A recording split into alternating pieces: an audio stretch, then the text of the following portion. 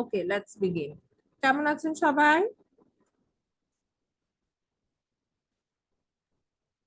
আসসালামু আলাইকুম।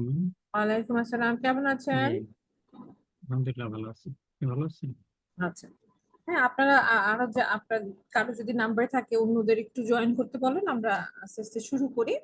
গত ক্লাসে আমরা ফ্রড এন্ড এররের ডেফিনেশনটা পর্যন্ত পড়েছিলাম। ফ্রড হচ্ছে যখন একটু রিক্যাপ করে দিই, যখন ইন্টেনশনালি, হ্যাঁ, যে ইন্টেনশনালি মানে ইচ্ছে করে যখন কোনো কোনো কিছু আমরা ডিসক্লোজ করি না আমাদের ফাইন্যান্সিয়াল স্টেটমেন্টে, হ্যাঁ, to gain any benefit, illegal benefit, সেটাই হচ্ছে ফ্রড। হুম। আর এরর হচ্ছে যেটা ভুল করে হতে পারে, যে আমরা ফাইন্যান্সিয়াল স্টেটমেন্টসে আনি নাই, ভুল হয়ে গেছে, সেটা হচ্ছে এরর। ঠিক আছে, ওকে। এখন ক্যারেক্টারিস্টিক্স অফ ফ্রড, মানে ফ্রডের কি কি ধরনের ফিচার্স থাকে, কি কি ধরনের ক্যারেক্টারিস্টিক্স থাকে। Okay, there are two types of fraud causing material misstatements in the financial statements. Fraud দুই ধরনের হতে পারে, ঠিক আছে? একটা হচ্ছে fraudulent financial reporting, আর একটা হচ্ছে misappropriation of asset, যে অ্যাসেট হয় ওভার ভ্যালুয়েশন বা আন্ডার ভ্যালুয়েশন, এটা একটা। fraudulent financial reportingটা কি? It involves intentional misstatements including omission of amounts or disclosures in the financial statements to deceive financial statements users. যেটা হচ্ছে যে আমরা ইচ্ছা করে কোনো কিছু অমিট করলাম, সেটা হচ্ছে হয়তো বা আমি আমার গ্রস প্রফিট কমানোর জন্য আমি পারচেজটা, গুড কস্ট অফ সেলসটা বেশি দেখালাম, যাতে আমার গ্রস প্রফিটটা কম দেখাতে হয়, যাতে আমার ট্যাক্স কম দিতে হয়, ঠিক আছে, এবং আমার জানি ডিভিডেন্ড কম দিতে হয়, বা সেলস আমি কম দেখালাম ট্যাক্সের ভয়, এগুলো হচ্ছে ফ্রডুলেন্ট। ঠিক আছে, বা আমার একটা বিশাল কোনো আমি ট্যাক্স বা ভ্যাট পে করছি না, কিন্তু আমি তারপরেও ভ্যাট আনলাম যে হ্যাঁ ভ্যাট পেইড, এগুলো হচ্ছে fraudulent. Misappropriation of assets, it involves the theft of an entity's assets and it's often perpetrated মানে committed, done by employees in relatively small and immaterial amounts.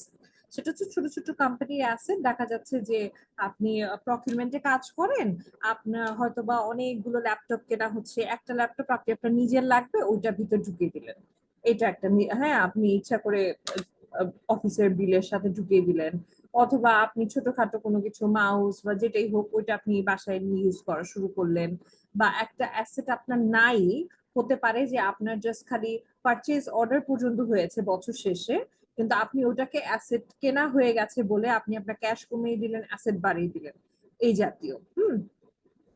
However, it also involves management who are usually more capable of disguising or concealing misappropriation in ways that are difficult to detect. এটা শুধুমাত্র যে junior এমপ্লয়িরা করে তাও না, অনেক senior মেম্বাররাও এটার মধ্যে থাকতে পারে জড়িত, যেটা হচ্ছে আমাদের অডিটর হিসেবে যেটা আমাদের জন্য ডিটেক্ট করাটা কষ্টকর হয়ে যায়। Okay, responsibilities in relation to fraud. ফ্রডের বিষয়ে অ্যাজ অ্যান অডিটর আমাদের কি রেসপন্সিবিলিটিস আছে? Both the company's management and those charged with governance are responsible for preventing and detecting fraud and error. ঠিক আছে, একটা কোম্পানি ম্যানেজমেন্ট এবং those charge with governance, management বলতে হচ্ছে বোর্ড, আর দোজ চার্জ উইথ গভর্নেন্স হচ্ছে আপনার সিএফও, হেড, সিনিয়র ম্যানেজার, এই জাতীয়। তাদের দুজন, এই দুই পক্ষেরই কিন্তু দায়িত্ব হচ্ছে ফ্রড এরর প্রিভেন্ট করা, ডিটেক্ট করা। This may be done by putting in place a system of internal controls over the company's transactions and then ensuring oversight over this system. এটা এটা কিভাবে করা যায়? যদি একটা কোম্পানি ইন্টারনাল কন্ট্রোল সিস্টেমটা স্ট্রং থাকে এবং ইন্টারনাল কন্ট্রোল সিস্টেমকে চেক অ্যান্ড ব্যালেন্স করার মতো লোকজন থাকে, চেক করার মতো, রিভিউ করার মতো। They also need to create a culture of honesty and ethical behavior. এটা তো খুবই, যে আমরা কালচার, পুরা একটা কোম্পানির মধ্যে, একটা অর্গানাইজেশনের মধ্যে অবশ্যই আমাদেরকে এনকারেজ করতে হবে অনেস্টিকে, ইন্টিগ্রিটিকে, ঠিক আছে, এথিক্সকে। The auditor is responsible for obtaining reasonable assurance that the financial statements are free from material misstatement, whether caused by fraud or error. এটা তো আমরা জানি সবাই।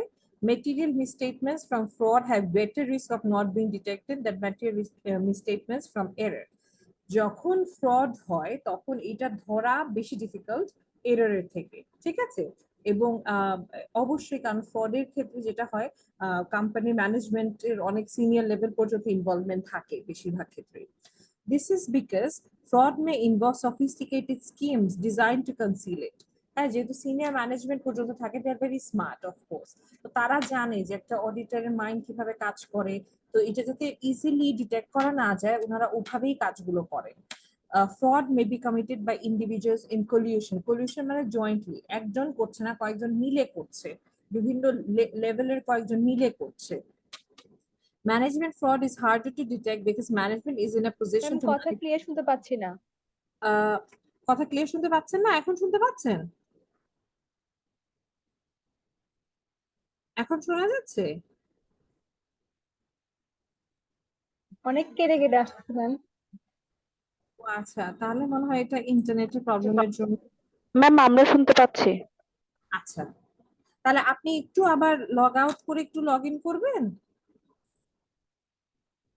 একটু দেখেন তো। Management fraud is harder to detect because management is in a position to manipulate accounting records or override control procedures.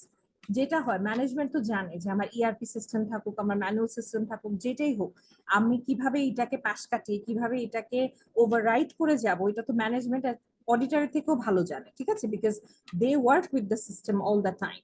তো এখন দেখা গেল যে কোনো একটা এমডি টাকা সরিয়েছে, কোনো একটা ইডি, কোনো একটা ডিরেক্টর টাকা সরিয়েছে, তো অথবা আমি ডিভিডেন্ড দিব না বলে আমি আমার কোম্পানির প্রফিটটা কম দেখাচ্ছি, এগুলো তো আবার সিনিয়র ম্যানেজমেন্টের লোকজনই রিপোর্টিং এ দেখাবে, প্লাস আরো যাতে সূক্ষ্মভাবে করা যায়, লেজে টেজে সব বদলে ফেলতে পারে, ঠিক আছে? এর জন্য ফ্রড ডিটেক্ট করাটা টাফার দেন এরর। হুম, কারণ এররে তো হাইড এন্ড সিকের কিছু নাই, এরর হয়ে গেছে হয়ে গেছে, আমার ভুল হয়েছে, কিন্তু ফ্রড তো পুরোটাই hide and seek. Hmm, the auditor is responsible for maintaining professional skepticism throughout the audit, considering the possibility of management overriding controls and recognizing that audit procedures effecting for detecting fraud and error may not be effective for detecting fraud. যেটা একটু আগে বললাম যে management কিন্তু সবই জানে, কতটুকু তাদের সিস্টেম ধরতে পারবে, কতটুকু ধরতে পারবে না, কতটুকু অডিটর এই সিস্টেমের মাধ্যমেই তো আসলে আমরা সবগুলো কাজ করি, কারণ আমরা তো সারাক্ষণ বসে থাকি না ক্লায়েন্টের সাথে, তাই না? এবং টপ টু বটম একটা হতে পারে আমরা কিছু কিছু ট্রানজাকশন দেখি যে একটু দেখান তো আপনাদের সিস্টেমটা কিভাবে কাজ করে, কোথায় কোথায় গিয়ে ডেবিট ক্রেডিট হিট করছে, আহ এই জাতীয়, কিন্তু সব ট্রানজাকশনের ক্ষেত্রে তো আসলে আমাদের এভাবে দেখার সুযোগ নাই। হ্যাঁ, the auditor may also have a responsibility to report a fraud to an external relevant authority. ICB কে আপনার যখন একটা ফ্রড ধরা হবে তখন কিন্তু, এবং আপনি যখন বুঝবেন যে ওই ম্যানেজমেন্টটাই দায়ী, তো ম্যানেজমেন্টের সাথে মানে ম্যানেজমেন্ট মিলে এই কাজটা করেছে, তখন কিন্তু আপনার আইসিবি কে অবশ্যই জানানো উচিত। The ICB Code of Ethics requires an auditor to respond to identified or suspected non-compliance with laws and regulations, such as fraud, if there is any suspicion of money laundering, etc. Okay. এই পর্যন্ত clear? Any questions, anybody? No ma'am. তারপরে হচ্ছে অডিটরের অবজেক্টিভটা কি, fraud and error আমরা যে detect করার চেষ্টা করছি, কেন করছি, কতটুকু আমরা দায়বদ্ধ হ্যাঁ করার জন্য, সেটা একটু দেখি। The auditor's objective in relation to fraud are to identify and assess the risk of material misstatements due to fraud, to obtain evidence regarding this risk by designing and implementing appropriate responses, to respond appropriately to any actual and suspected fraud identified during the audit.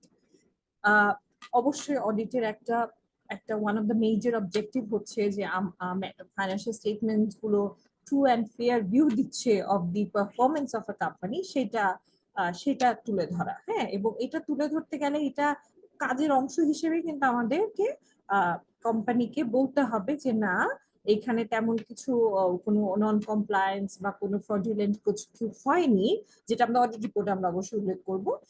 I think the financial statements give a true and fair view. তো এটা করতে গেলে অবশ্যই আমাকে fraud and error ধরার জন্য we need to have আমাদের checking করতে হবে, ডিটেকশন রিস্ক যাতে না থাকে সেটা আমাদের যতটুকু মিনিমাইজ করা যায় সেটা করতে হবে। এবং সেই রিস্ক এবং অনেক সময় দেখা যেতে পারে ম্যানেজমেন্ট আপনার কাছ থেকে যেতে পারে যদি লোয়ার লেভেলের ম্যানেজমেন্ট লোয়ার লেভেলের এমপ্লয়িরা দেখা যাচ্ছে ফ্রড করছে, আপার লেভেলের সিনিয়র লেভেলের লোকজন জানে না, তখন যখন আপনি তাদের সাথে বসবেন, হ্যাঁ, মিটিং এ বা ড্রাফট অ্যাকাউন্টস দিবেন বা ম্যানেজমেন্ট রিপোর্টে দিবেন, তখন কিন্তু ওনারা বলবে যে তাহলে আমরা এটা থেকে উতরানোর জন্য এটা কি করতে পারি, হ্যাঁ, আমাদের কোন কোন সিস্টেম আমরা স্ট্রেংথেন করতে পারি সো দ্যাট এই ধরনের ফ্রড যাতে না হয়, এগুলোর সাজেশন দিতে হবে আপনাকে। এবং যখন কোনো ফ্রড আইডেন্টিফাই করবেন তখন সেটা যদি টপ ম্যানেজমেন্ট, যেটা একটু আগে বললাম, টপ ম্যানেজমেন্ট যদি ইনভলভ থাকে তখন কিন্তু আপনার রেগুলেটরি বডিদেরকে জানাতে হবে, হ্যাঁ, এগুলো হচ্ছে objective. ISA 350 requires auditors to discuss within the engagement teams about where fraud might take place in an entity, which is usually done during the planning phase. আমরা যখন একটা অডিট প্ল্যান করছি তখন কিন্তু মানে আমরা বলতে পারি যে হ্যাঁ, এটা একটা ম্যানুফ্যাকচারিং এন্টিটি, সেলস এর ফিগার গুলো দেখবেন, কস্ট অফ সেলস এর ফিগার গুলো দেখবেন বেশি বেশি করে, হ্যাঁ, যাতে ভ্যাট পে করেছে কিনা সেটা দেখবেন, ট্যাক্সের কতটুকু কমপ্লায়েন্স সেটা দেখবেন, বিলিং সাইকেলটা দেখবেন, ওদের পেমেন্ট কতদিন পর পর হয়, হ্যাঁ, ভেন্ডারদের কাছ থেকে আপনারা কনফার্মেশন লেটার আনবেন যে হ্যাঁ ওরা ঠিকই পেয়েছে কিনা, ব্যাংক থেকে কনফার্মেশন লেটার আনবেন। এই যে কিছু এরিয়াজ আছে, হ্যাঁ, যেটা আপনারা আরেকটু অডিট করলে হতে পারে, the more audits you be a part of the the better you will understand, হ্যাঁ, যে কোন কোন এরিয়া গুলো দেখতে হবে। এনজিও হলে যেমন ধরেন গ্রান্টস রিসিভড কত, ওভারহেড কত আসছে সেটা দেখা, হ্যাঁ, এবং ওনাদের কোনো ওভারহেড তো আসলে একটা ওভারহেড কি একটা এনজিও সেটা কি জানেন? এনজিওর অডিট কেউ করেছেন এখানে? এনিবডি? ওভারহেডে কিন্তু এনজিও তো দুইটা মিনিং আছে। Can anybody tell me what those two meanings are? Ma'am এখানে প্রি আর্টিকেল স্টুডেন্ট বেশি। আচ্ছা, ঠিক আছে, ওকে। সো একটা এনজিওতে যখন আপনি যাবেন তখন ওভারহেড দেখবেন একটা, বেশিরভাগ ক্ষেত্রে 7%, ঠিক আছে? সেটা কি, এই যে ডোনাররা যে কোনো একটা এনজিও কে ফান্ড দিচ্ছে, এবং এনজিও যে কাজটা করে দিচ্ছে ডোনারদের হয়ে, এনজিওর লাভটা কি এখানে? হুম এনজিওর প্রফিটটা কি? ওই ওভারহেডটা হচ্ছে এনজিওর প্রফিট, ঠিক আছে? এবং অনেক সময় দেখা যায় বেশিরভাগ এনজিও যেটা করে, ওভারহেড তো থাকেই 7%, পরে অন্যান্য বাজেট কোড থেকে ওরা না টাকা সরানো শুরু করে, ঠিক আছে? ওই 7% তো রইলই, আরো কস্ট সেভিং এর জন্য দেখা যায় যে এইচআর এর ইয়েতে, এইচআর এর বাজেটে দেখা গেছে যে আমার হিউম্যান রিসোর্স লাগবে, আমি এই প্রজেক্টের জন্য একটা ডেপুটি ম্যানেজার নিব, এক্সিকিউটিভ নিব, তো তারা কি করে, দেখা যায় ডেপুটি ম্যানেজার নিল না, এক্সিকিউটিভ নিল দুইজন, যেখানে বাজেটে বলা আছে যে দুইজন ডেপুটি ম্যানেজার, একজন ডেপুটি ম্যানেজার একজন একজন এক্সিকিউটিভ নিবে, কিন্তু দুজনে এক্সিকিউটিভ নিল এবং দেখালো এই যে ডেপুটি ম্যানেজারের পেরোলে আমরা নিয়েছি, অথবা ডেপুটি ম্যানেজারই আমরা নিয়েছি। সব ডোনার তো আসলে এত ডিগিং করে দেখে না, এই জাতীয় এরকম ভাবে ওরা টাকা সরায় এনজিওরা। সো ওভারহেড মানে হচ্ছে এনজিওর যে প্রফিট পোর্শনটা এটা। আর আরেকটা ওভারহেড দেখবেন যেটা হচ্ছে বিভিন্ন অ্যাডমিনিস্ট্রেটিভ কস্ট, সেটা পেরোল হতে পারে, আপনার অন্যান্য অফিস সাপ্লাই, স্টেশনারি, আরো যা যা আছে এগুলো। তো মানে এগুলো প্ল্যানিং স্টেজে যখন একটা অডিট কমেন্টস করবেন, যখন ইনিশিয়েট হবে, তখন আপনার সিনিয়র পার্টনার বলেন, আপনার যারা অডিটের ম্যানেজার থাকবে তারাই বলে দেবে যে এই জায়গাগুলোতে এমফাসিস দিতে হবে। ওকে। ISA 240 requires that there must be a discussion about the engagement among the engagement team about how and where the entity's financial statements to fraud, ISA 240 para 50, engagement টিমের মধ্যে অবশ্যই ডিসকাশন হতে হবে রেগুলারলি যে এন্টিটির কোন কোন জায়গায় ফ্রড হতে পারে, কোন কোন জায়গাগুলো স্পেশাল অ্যাটেনশন দিব আমরা, বেশি বেশি করে বেশি বেশি করে আমরা স্যাম্পল সাইজটা বাড়িয়ে হলেও দেখবো, হ্যাঁ। This discussion must include an exchange of ideas, যারা ফিল্ড লেভেলে কাজ করবে, এই যে আপনাদের মতো যারা, তারাও আইডিয়াস দিতে পারে যে ভাইয়া বা আপু আমরা এগুলো দেখতে চাই, বা আমরা মাইক্রো ফাইন্যান্স যদি কোনো এনজিও হয়, আমরা তো ফিল্ড ভিজিটে দেখলাম ওদের লগ বইয়ে ঠিক নাই, বা কখনো ধরেন কোনো ইনভেন্টরি ম্যানেজমেন্টের কাজ পেয়েছেন, সেটা যে কোনো কোম্পানি হতে পারে, আপনি গিয়ে দেখলেন যে ওদের ওয়্যার হাউসে বড় রেজিস্টার খাতা আছে ঠিকই, কিন্তু ওরা রেজিস্টার মেনটেন করে না, তখন আপনারা কিভাবে এটা কি করবেন, এক্সচেঞ্জ হতে হবে ideas. The purpose is to enhance the knowledge and experience of the engagement team partners on this issue. এটার পারপাস এটাই। এই চ্যাপ্টারটা শেষ। এখন বলেন আপনাদের এই চ্যাপ্টার থেকে আর কোনো প্রশ্ন, কোনো কনফিউশন, বা সেলফ সেলফ টেস্ট কোয়েশ্চেন বলেন, ইন্টারঅ্যাক্টিভ কোয়েশ্চেন বলেন, কোনোটাতে কোনো কনফিউশন আছে কিনা, যে এই অপশনটা কেন হলো, আমার তো মনে হচ্ছে ওই অপশনটা হওয়া উচিত ছিল, এরকম কিছু আছে কিনা চ্যাপ্টার 3 থেকে? এনিবডি?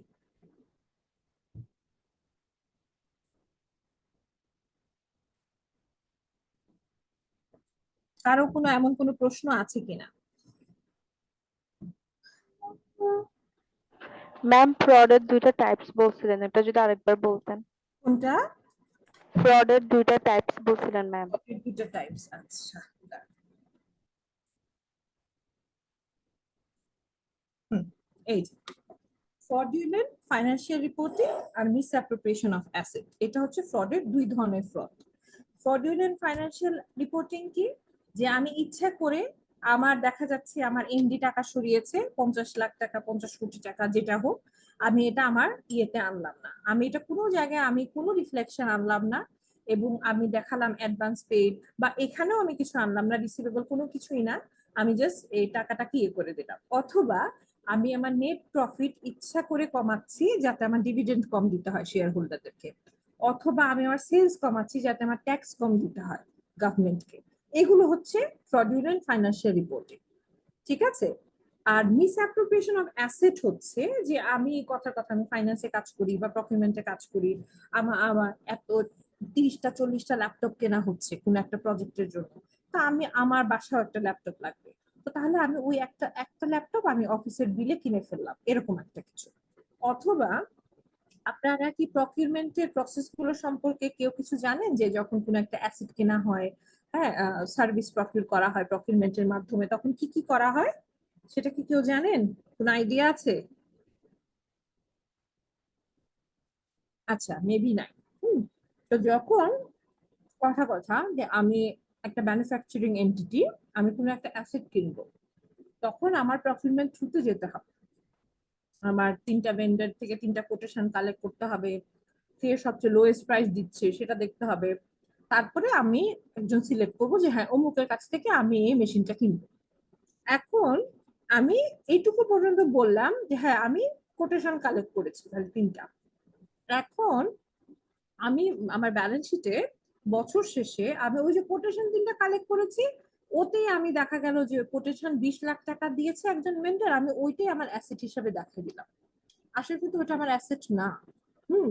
আমার অ্যাসেট তো আমি এখনো কিনিই নাই, আমি জাস্ট কোটেশন কালেক্ট করেছি, ওইটা আমি অ্যাসেট হিসেবে দেখাতে পারবো না, আমি ওটা অ্যাসেট হিসেবে দেখিয়ে আমি আমার ক্যাশ কমিয়ে দিলাম। হ্যাঁ, এটা এটা হচ্ছে মিসঅ্যাপ্রোপ্রিয়েশন অফ অ্যাসেটের মধ্যে পড়ে। অথবা অফিসিয়াল ইউজের কোনো কিছু আমি নিয়ে নিলাম, এটা ল্যাপটপ হতে পারে, মাউস হতে পারে, অন্য আর আরো কিছু হতে পারে, আমার আমার অফিসে আমাকে একটা মোবাইল ফোন দিয়েছে, আমি বললাম কি আমার ফোন চুরি হয়ে গেছে, আমি ফোন ছিনতাই হয়ে গেছে, আমাকে আরেকটা দেয়া হোক। ঠিক আছে, এগুলো হচ্ছে মিসঅ্যাপ্রোপ্রিয়েশন অফ অ্যাসেট, এবং এটার কোনো রিফ্লেকশন আমার ফাইন্যান্সিয়াল স্টেটমেন্টে নাই। ঠিক আছে, বুঝাতে পেরেছি? জি ম্যাম। ওকে। আর কারো কোনো কোয়েশ্চেন? নয়তো আমি চ্যাপ্টার 4 শুরু করবো। ম্যাম ম্যাম সিগনিফিকেন্ট রিস্কটা সম্পর্কে একটু আলোচনা করলে ভালো হতো। সিগনিফিকেন্ট রিস্ক হচ্ছে যে আমার কাছে কোনটা গুরুত্বপূর্ণ। হুম। আমার গার্মেন্টস আছে 11টা, ফ্যাক্টরি আছে, আমার মাসে টার্নওভার হচ্ছে কথার কথা 20 কোটি টাকা। হ্যাঁ, এবং এখানে যদি আমার এই 20 কোটি টাকা সেলস হয়, তো ওখানে একটা ব্যাড ডেট আছে, আমার কোন একজন সাপ্লায়ার আমাকে টাকা পয়সা দেয় না, সেটা কত টাকা হতে পারে? 12 লাখ টাকা। সেটা কি আমার জন্য খুব বেশি সিগনিফিকেন্ট, যার 20 কোটি টাকা টার্নওভার? আপনি বলেন, ইয়েস অর নো বলেন। সেটা কি খুব বেশি ক্ষতিকারক আমার জন্য? যে প্রশ্নটা করেছেন, হ্যাঁ, না, কারণ হচ্ছে কারণ কারণ হচ্ছে যে এটা আমার কাছে মেটেরিয়াল সিগনিফিকেন্ট কিছু না, কারণ আমি বহুত এর থেকে বেশি কামাই করছি, আমার সেলস অনেক বেশি। আমার কিন্তু অনেক পরে আমার মাথা ঘামাতে হবে যে আচ্ছা আমি তো 12 লাখ টাকা পাই নাই ওই সাপ্লায়ার থেকে, হ্যাঁ, বা সরি বায়ার থেকে আমি তো 12 লাখ টাকা পাই নাই, তাহলে এখন কি হবে এটা। আবার দেখেন আমার মাত্র শুরু করেছি আমি একটা কোম্পানি, আমার ছোট একটা গার্মেন্টস, আমি মাত্র একটা 5টা মেশিন নিয়ে কথা আমি শুরু করেছি। তখন একজন বায়ার আমাকে, আমার যে 5 লাখ টাকার কন্ট্রাক্ট হয়েছে তার সাথে আমার, সে আমাকে টাকাটা দিচ্ছে না। সেটা কিন্তু আমার জন্য অনেক সিগনিফিকেন্ট, যেটা কি ব্যাড ডেট হয়ে যাবে, আমি কি এটা আর পাবো না, এটা আমার কাছে সিগনিফিকেন্ট। ঠিক আছে, এবং এইটা যদি আমি আমার ফাইন্যান্সিয়াল স্টেটমেন্টে যদি আমি রিসিভেবল হিসেবে দেখাতে না পারি, সেটা কিন্তু অবশ্যই আমার কাছে সিগনিফিকেন্ট। কিন্তু ওই যে প্রথম যে এক্সাম্পলটা দিলাম, যার 11টা ফ্যাক্টরি, সে 12 লাখ টাকা পায় নাই, সেটা কিন্তু অমন কোনো, আমি ব্যাড ডেট হিসেবে রাইট অফ করে দিতে পারি, আমার কোনো প্রবলেম নাই। আমি রিসিভেবল নাও আনতে পারি, ঠিক আছে, আমি ভুল করে আনলাম না, অথবা আমি ইচ্ছা করেই আনলাম না, আমি ব্যাড ডেট রাইট অফ করি নাই 12 লাখ টাকা, আমি এখনো রিসিভেবলে রেখে দিয়েছি বছরের পর বছর ধরে। হ্যাঁ, সেটা কিন্তু আমার জন্য এত সিগনিফিকেন্ট না, কিন্তু সেকেন্ড যিনি পার্সন যার মাত্র একটা ফ্যাক্টরি, তার জন্য কিন্তু খুবই সিগনিফিকেন্ট সে 5 লাখ টাকা। বুঝতে পেরেছেন এবার? ম্যাম এটা কি ম্যাটারনিটির মতো কাজ করছে? হ্যাঁ, ম্যাটেরিয়ালিটি, সিগনিফিকেন্স মানেই ম্যাটেরিয়ালিটি। এবং একটা বিষয়, যে কোনো ডিসক্লোজার বলেন ফিগার বলেন তখনই ম্যাটেরিয়াল হবে যখন ওটা সিগনিফিকেন্ট ইম্প্যাক্ট আপনি ফাইন্যান্সিয়াল স্টেটমেন্টে দেখবেন। এই 12 লাখ টাকা আসে নাই তেমন কোনো সমস্যা নাই, কিন্তু 5 লাখ টাকা সেলস হয় নাই, এটা যেখানে তার প্রফিট দেখা যাবে, তার নেট প্রফিটে আসতেছে 10-12 লাখ টাকা, ওখানে 5 লাখ টাকাই আমার নাই, সেটা কিন্তু অনেক ইম্প্যাক্টফুল। ঠিক আছে, রাদার দেন 20 কোটি টাকার 12 লাখ টাকা নাই। বুঝতে পারছেন?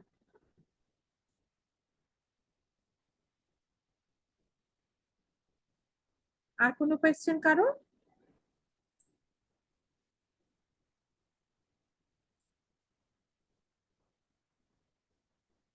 আর কারো কোনো কোয়েশ্চেন আছে?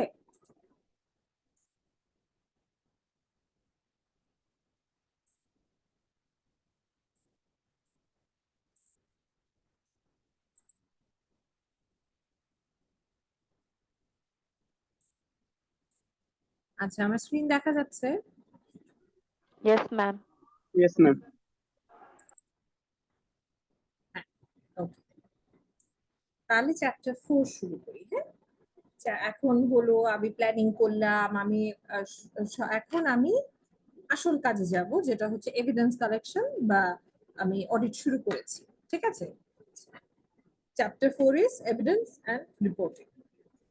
ওকে, audit evidence. Audit evidence হচ্ছে all of the information used by the auditor in arriving at the conclusions on which the audit opinion is based. আমি যেসব ডেটা, যেসব ইনফরমেশন কালেক্ট করে আমি বললাম যে হ্যাঁ the financial statements give a true and fair view, অথবা আমি বললাম the financial statements do not give a true and fair view, যেসব ইনফরমেশন, যেসব এভিডেন্স, যেসব প্রমাণের ভিত্তিতে আমি এটা বললাম, আমার অডিট ওপিনিয়ন হিসেবে এক্সপ্রেস করলাম অডিট রিপোর্টে, সেটাই হচ্ছে অডিট এভিডেন্স। এটা তো সবাই বুঝেছেন নাকি? হুম, সবাই বুঝতে পেরেছেন অডিট এভিডেন্স কি? জি ম্যাম। Okay.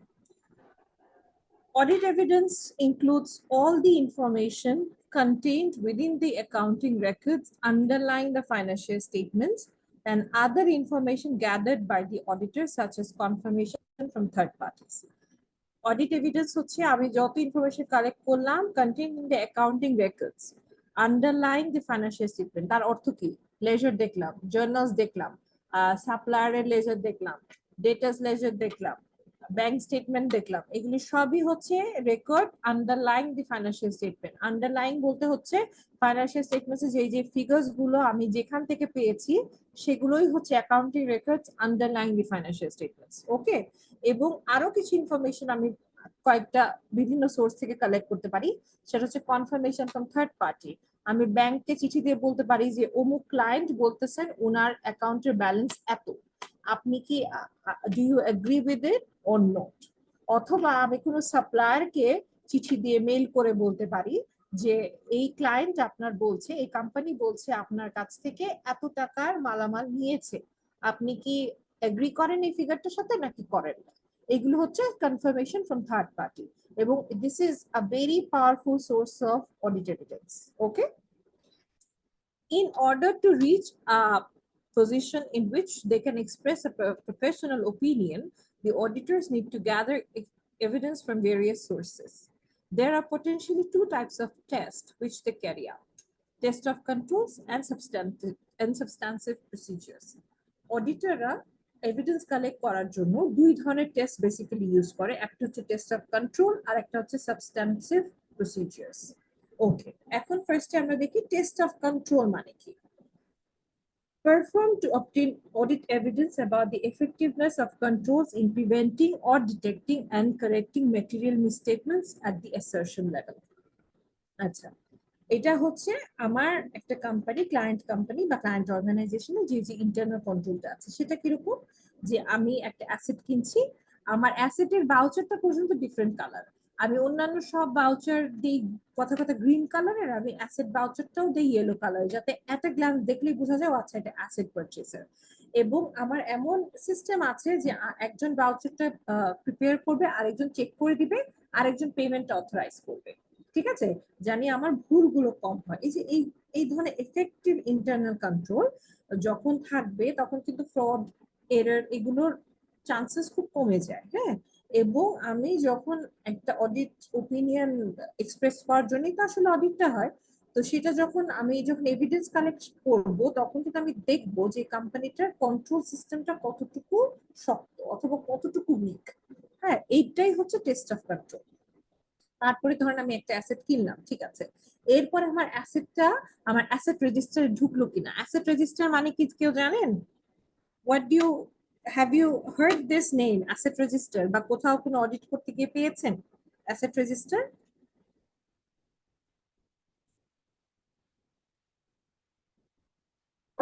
অ্যাসেট রেজিস্টার মানে হচ্ছে যে একটা কোম্পানির যত ফিক্সড অ্যাসেট আছে, কারেন্ট অ্যাসেট আছে, ওইটা একটা রেজিস্টার থাকে।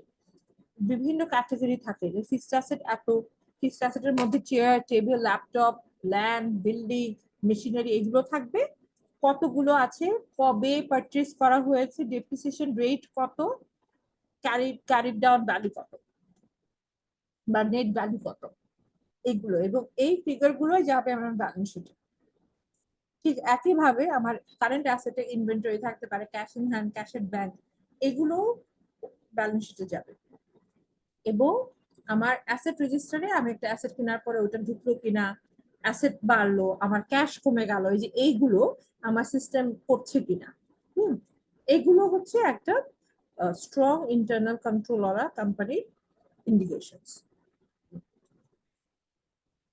When the auditors carry out tests of controls, they are seeking to rely on the good operations of the control system that the company has in place to draw a conclusion that the financial statements give a true and fair view. যেটা বললাম এতক্ষণ, যে একজন auditor control system গুলোকে দেখবে, check করে যে আসলে কতটুকু স্ট্রং, কতটুকু এফেক্টিভ, যে এবং এফেক্টিভ হলেই কন্ট্রোল সিস্টেমটা কিন্তু আমার ফাইন্যান্সিয়াল স্টেটমেন্টেরও ভুল কম হবে, খুবই স্বাভাবিক। The logic is as follows. লজিকটা কি? The director set up systems of internal control to ensure the report correctly to the shareholders. ডিরেক্টররা এমন সিস্টেম ক্রিয়েট করে রেখেছে যেটাতে আমি আমার শেয়ার হোল্ডাররা বুঝতে পারে যেটা কোম্পানির পারফরমেন্স কি রকম। The auditors are required to conclude whether the financial statements give a true and fair view. The auditors evaluate the control systems put in place to assess whether it is capable of producing financial statements which give a true and fair view.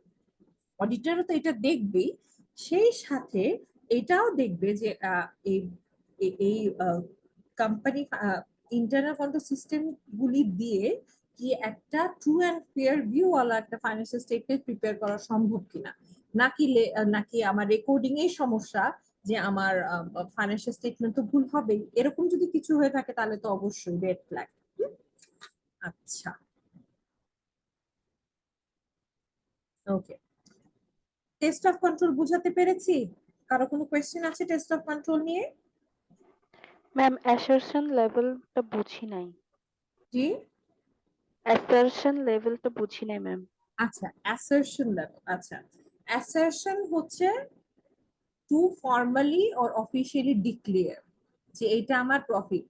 আমি financial স্টেটমেন্টে প্রতিটা figure, financial স্টেটমেন্টে retained earning থেকে শুরু করে আমার current অ্যাসেটের cash in hand, cash at bank, আমার ক্যাশ ফ্লো স্টেটমেন্টে net cash from from operating activities, প্রত্যেকটা ফিগার হচ্ছে আমার অ্যাসারশন।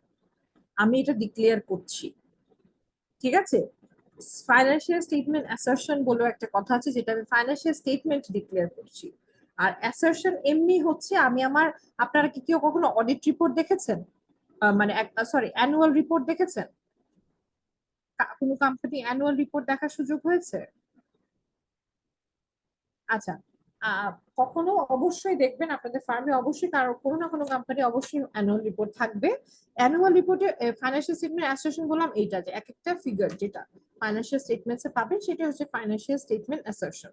আর অ্যাসারশন লেভেল হচ্ছে আপনি অ্যানুয়াল অ্যাকাউন্টস দেখলে, অ্যানুয়াল রিপোর্ট দেখলে, সরি অ্যানুয়াল অ্যাকাউন্টস না, অ্যানুয়াল রিপোর্ট দেখলে দেখবেন যে প্রথমেই হচ্ছে ইডি's মেসেজ, ডিরেক্টরস মেসেজ, এরকম একটা ইয়ে পেজ থাকে।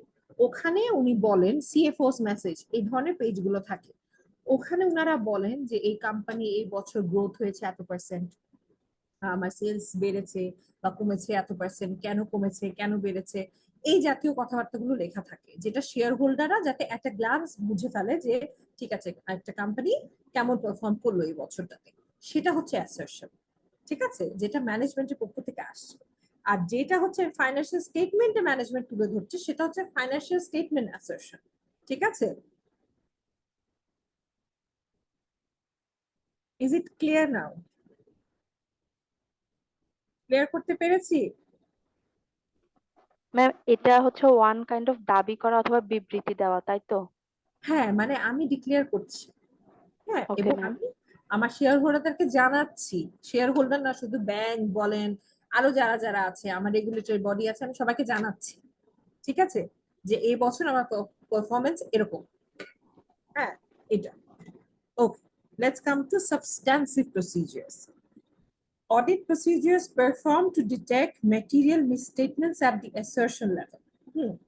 যেটা বললাম যে আপনি যখন আপনার সিএফও বলেন, সিএফও রা কিন্তু যে শুধু যে অ্যানুয়াল রিপোর্টেই কাজ কথা বলেন বা এমডিরা যে শুধুমাত্র অ্যানুয়াল রিপোর্টেই বলেন তা না, কোয়ার্টারলিও কিন্তু বলে। এবং লিস্টেড কোম্পানি গুলোর ক্ষেত্রে যেমন ধরেন কোয়ার্টারলি প্রেজেন্টেশনও দিতে হয় অনেক সময়, ঠিক আছে, যে আমার ওয়ান পেজের মতো এই কোয়ার্টারে কোম্পানি এরকম পারফর্ম করেছে, এই যে এই জাতীয় কথাগুলো যে বলছে ম্যানেজমেন্ট, সেইটা আসলে অ্যাসারশন বলেন, ফাইন্যান্সিয়াল স্টেটমেন্ট অ্যাসারশন বলেন, এগুলো কতটুকু কারেক্ট সেইটা বুঝাও কিন্তু একটা অডিটরের কাজ। যে আমি যে বলছি যে আমার প্রফিট হয়েছে, আমি বলছি আমার লস হয়েছে, অ্যাজ অ্যান অডিটর আপনি আমাকে তো চ্যালেঞ্জ করতেই পারেন, না আমার মনে হচ্ছে আপনার লস হয়নি, আপনার প্রফিট হয়েছে। অথবা আপনি বলতে পারেন না আপনি যে প্রফিট দেখাচ্ছেন এটা তো ওভার স্টেটেড, আপনার প্রফিটটা এত হয়নি, আপনার প্রফিট আরো কম হয়েছে। এগুলো বলার জন্য আমার যে এভিডেন্স কালেক্ট করতে হবে, যে প্রসেস গুলো মাধ্যমে আমি যে এভিডেন্স কালেক্ট করতে পারি, সেটি হচ্ছে সাবস্ট্যান্সিভ প্রসিজিওর। যেগুলোর মধ্যে কি আছে, সাবস্ট্যান্সিভ প্রসিডিউর দুই ধরনের হয়: test of details of classes of transactions, account balances and disclosures, আর substantive analytical procedures. Classes of transactions মানে কি বলেন তো? ক্লাসেস অফ ট্রানজাকশন মানে কি, এটা আমি কিন্তু আগেও বলেছি, বলেন শুনি।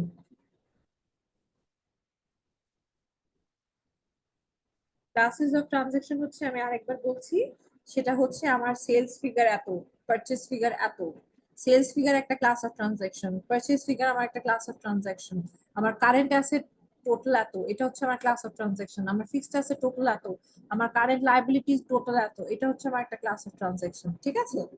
অ্যাকাউন্ট ব্যালেন্স তো বুঝে নি, যেমন প্রতিটা অ্যাকাউন্টের ব্যালেন্স, সেটা হচ্ছে আমার ক্যাশ ইন হ্যান্ড কত, ক্যাশ এট ব্যাংক কত, আমার লোন কত, এগুলো হচ্ছে এক একটা অ্যাকাউন্ট ব্যালেন্স। আর ডিসক্লোজার, যে আমি এই বছর এটা করেছি, আমি আমি এই বছর আমি আমার সিস্টার কনসার্টকে এত টাকা লোন দিয়েছি, অথবা ওদের থেকে আমি এত টাকা লোন পেয়েছি, এগুলো হচ্ছে ডিসক্লোজার।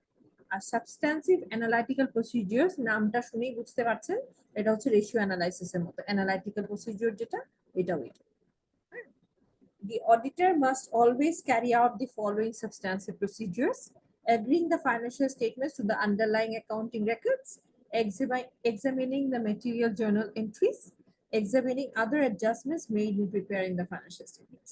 একজন অডিটর হিসেবে আমার অবশ্যই মেলাতে হবে যে আমার লেজারে কি আছে, ফাইন্যান্সিয়াল স্টেটমেন্টে কি আছে, ঠিক আছে?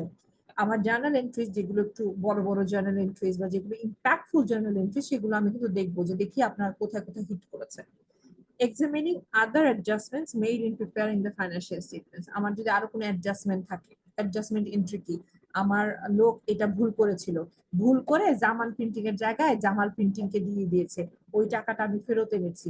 হ্যাঁ, এই যে অ্যাডজাস্টমেন্ট গুলো, এগুলো এগুলো অ্যাডজাস্টমেন্ট এন্ট্রি গুলো দেখতে হবে যে ওনারা যে বলতেছে ভুল ঠিক করে ফেলছে, ওকে লেটস সি সত্যি ভুল ঠিক করেছেন কিনা। ঠিক আছে, এ পর্যন্ত কারো কোনো কোয়েশ্চেন? আচ্ছা,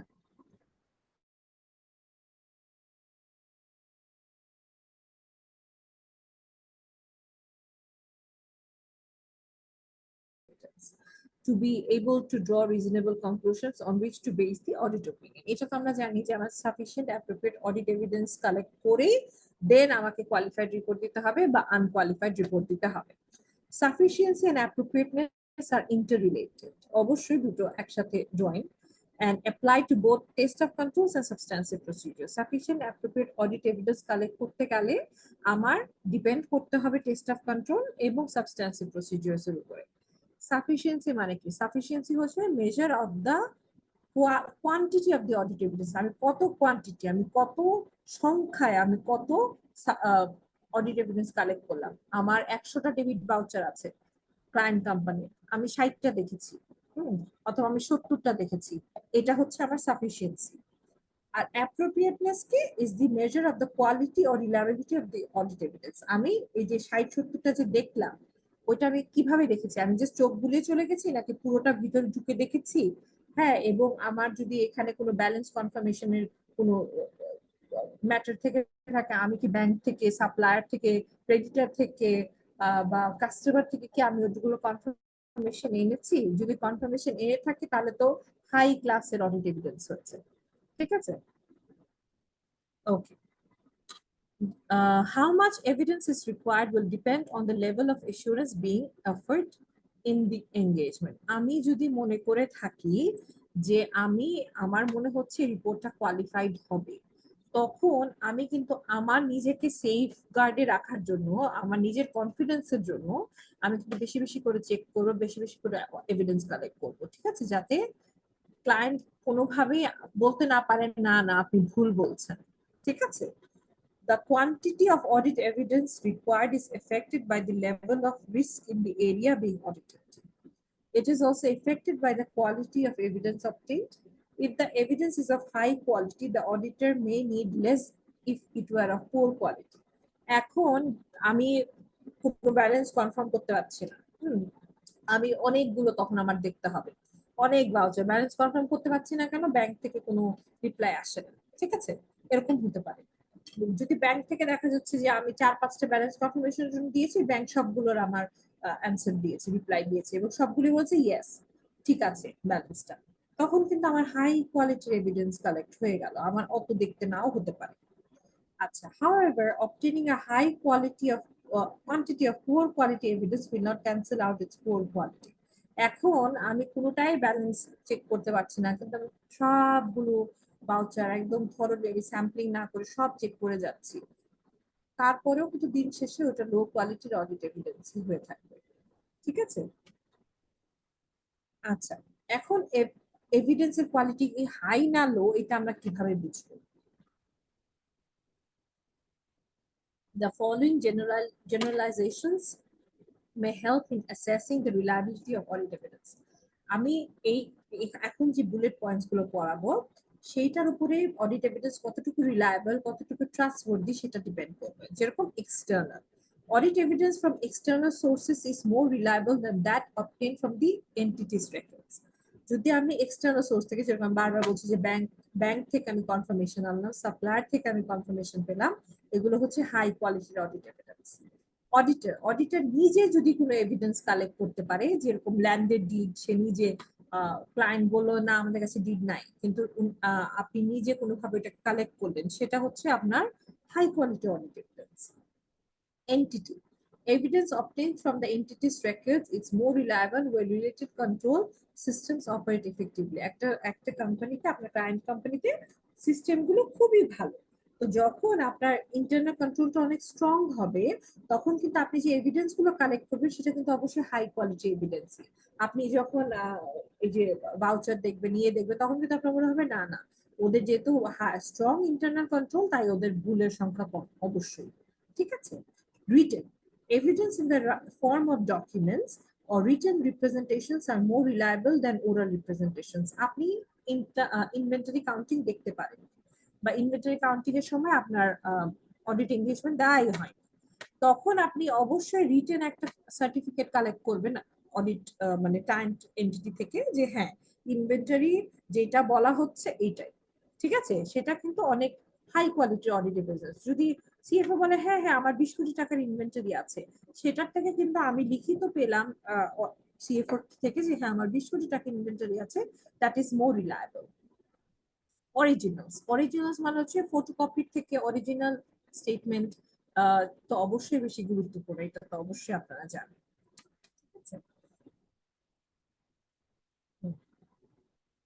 এটুকু পর্যন্ত কারো কোনো কোয়েশ্চেন আছে? আপনারা কি আমাকে ফলো করতে পারছেন? Yes, ma'am. ওকে, এখন আসেন ফাইন্যান্সিয়াল স্টেটমেন্ট অ্যাসারশন মানে কি সেটাতে। The financial statements assertions are representations of the management, explicit or otherwise, that are embodied in the financial statement. যেটা বললাম কিছুক্ষণ আগে, একজন আমাকে জিজ্ঞেস করছিল যে assertions মানে কি, যে ফাইন্যান্সিয়াল স্টেটমেন্ট আমি যা যা দেখাচ্ছি, যা যা বলছি যে হ্যাঁ এটা আমার অমুক, এটা আমার তমুক, এটা আমার লাইবিলিটি, এটা আমার অ্যাসেট, সেগুলোই হচ্ছে financial statement assertion. The auditor should use assertions for classes of transactions, account balances, and presentations and disclosures in sufficient details to form a basis for the assessment of risk of material misstatements and the design and performance of further audit procedures. ব্যাপারটা কি, যে আমরা যারা auditor, তারা কিন্তু অবশ্যই আপনার classes of transactions বলেন, অ্যাকাউন্টস ব্যালেন্স বলেন, এগুলো সব অবশ্যই আমরা যেগুলো মেটেরিয়াল, যেগুলো মেজর ফিগার্স, ওগুলো তো অবশ্যই আমরা দেখব, যাতে আমার যে অডিট ওপিনিয়ন সেটা যাতে কারেক্ট হয়, এবং আমি জানি আপনার ফার্দার অডিট যে প্রসিডিওর গুলো যদি আরো করতে হয়, আমি দেখলাম যে না না আমার এখানে আমার কি যেটা হচ্ছে যে না আমার ইন্টারনাল কন্ট্রোল সিস্টেমটা অনেক উইক, তখন কিন্তু আমার অ্যানালাইটিক্যাল প্রসিডিওরস, আমার টেস্ট অফ কন্ট্রোল, এগুলি সব বাড়িয়ে দিতে হবে। মানে আমি অডিটটা আরো বেশি দিন আমার করতে হবে, কারণ আমি রিস্কটা মিনিমাইজ করতে চাই। ঠিক আছে, এটা ওকে। Assertions important from the auditors. কোন assertion গুলো important? Assertions about classes of transactions and event for the period under audit. আমি কি দেখবো, কোন আমি বললাম আমাকে ক্লায়েন্ট থেকে ফাইন্যান্সিয়াল স্টেটমেন্ট দেওয়া হলো, এই যে আমার সেলস, এই যে আমার প্রফিট, আমি এই সেলসে কি দেখবো, প্রফিটে কি দেখবো, আমার পারচেজের ক্ষেত্রে কি দেখবো, সেগুলো দেখি। অকারেন্স, আমি যখন বলছি যে আমি পারচেজ করেছি অ্যাসেট 20 কোটি টাকার, বা আমি সেল করেছি 12 লাখ টাকার, তখন কিন্তু আমি কি দেখবো, যে সত্যি সেই সেলস গুলো আদৌ হয়েছে কিনা, সেই সেলস গুলো কমপ্লিট হয়েছে কিনা। আমি দেখা গেল আমি আমার কাস্টমারকে এখনো মালামাল পৌঁছাইনি, আমি বললাম হ্যাঁ আমার সেল হয়ে গেছে, সেটা কিন্তু কমপ্লিট ট্রানজাকশন হলো না। হ্যাঁ, এবং আমার ক্লাসিফিকেশন, আমি অ্যাসেটকে অ্যাসেট বলছি কিনা, আমি লাইবিলিটিকে লাইবিলিটি বলছি কিনা, সেগুলো দেখা। Occurrence মানে কি, transactions and events that have been recorded have occurred and pertain to the entity.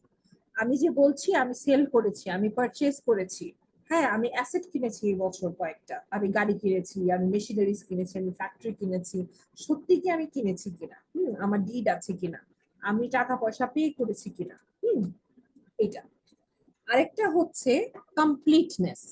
All transactions and events that should have been recorded appropriately. আমি আমার একটা সিস্টার কনসার্নের কাছে সেল করলাম, ওইটা আমি সেলস দেখাচ্ছি, কিন্তু আমার সিস্টার কনসার্ন বলতেছে না না আমি এখনো পারচেজ করি নাই, এটা কিন্তু কমপ্লিট হলো না ট্রানজাকশনটা, তাই না? অথবা আমি বলছি আমার কাস্টমারকে হ্যাঁ হ্যাঁ আমি আমি আমি এটা আমার সেল হয়ে গেছে, অথচ কাস্টমার আমার টাকা দেয় নাই, আমি তো সেটা সেলসে আনতে পারবো না, আমি তো সেটা রিসিভেবল দেখাবো। এইটা ঠিক হয়েছে কিনা? কাট অফ এর অর্থ কেউ জানেন? কাট অফ কিন্তু খুব ইন্টারেস্টিং একটা জিনিস। Have you ever heard this term cut off? আচ্ছা, সেটা হচ্ছে এটা এটা খুব মজার, এটা আপনারা সব অডিটেই পাবেন। প্রতিটা কোম্পানির একটা বছর শেষে অ্যাকাউন্ট, সেটা একটা কোম্পানি হতে পারে জানুয়ারি টু ডিসেম্বর, হ্যাঁ, ফাইন্যান্সিয়াল ইয়ার। তো তখন ডিসেম্বর মাসের 31 তারিখ পর্যন্ত হচ্ছে 2024, তাই না? ডিসেম্বর 31, 2024-এ 2024 শেষ হচ্ছে। তখন একটা কোম্পানি যেটা করবে যে ঠিক আছে আমি তো সেলস করছি ডিসেম্বর মাস জুড়ে, কিন্তু আমি তো আমার সব সেলস এর টাকা কাস্টমাররা আমাকে ডিসেম্বরের মধ্যেই দিবে না ফর শিওর। তখন আমি কি করব? অথবা আমি অনেক পারচেজ করেছি কিন্তু আমি ডিসেম্বরের মধ্যে সবাইকে তো আমি টাকাটা দিতে পারবো না। তখন আমি কি করব? আমি একটা কাট অফ ডেট ধরবো যে জানুয়ারি মাসের 10 তারিখ। জানুয়ারি মাসের 10 তারিখ আমি আমার সব সাপ্লায়ারদেরকে বলে দিব, আমি আমার সব কাস্টমারদের বলে দিব যে আবার জানুয়ারি মাসের 10 তারিখ পর্যন্ত আপনাদের সময়, আমি জানুয়ারি মাসের 10 তারিখের মধ্যে আপনাকে পে করব। অথবা যারা সাপ্লায়ারকে এটা বলবো, আর কাস্টমারদেরকে বলবো জানুয়ারি 10 তারিখ পর্যন্ত আপনাদের সময়, আপনারা প্লিজ আমাদের টাকাটা জানুয়ারি 10 তারিখের মধ্যে দিয়ে দেন। কি হবে জানুয়ারি 10 তারিখে? জানুয়ারি 10 তারিখ পর্যন্ত আমি যা যা টাকা পাবো কাস্টমার থেকে, সেটা কিন্তু আমি আমার 2024-এর যে অ্যানুয়াল অ্যাকাউন্টস হবে, ফাইনাল অ্যাকাউন্টস হবে, সেটাতে আমি ঢুকাবো অ্যাজ সেলস। আমি সাপ্লায়ারকে জানুয়ারি 10 তারিখ পর্যন্ত যেই টাকাটা পে করব, ওইটাকে কিন্তু আমি আমার খরচ হিসেবে দেখাবো, পারচেজের খরচ। বুঝতে পেরেছি? জানুয়ারির 11 তারিখ থেকে শুরু হয়ে যাবে আমার 2025। তখন আমি 2024-এর আর কোনো পেমেন্টও করব না, কোনো রিসিভেবলও আমি আর দেখাবো না 2024-এর অ্যাকাউন্টসে। বুঝাতে পেরেছি cut off? Are you clear about cut off?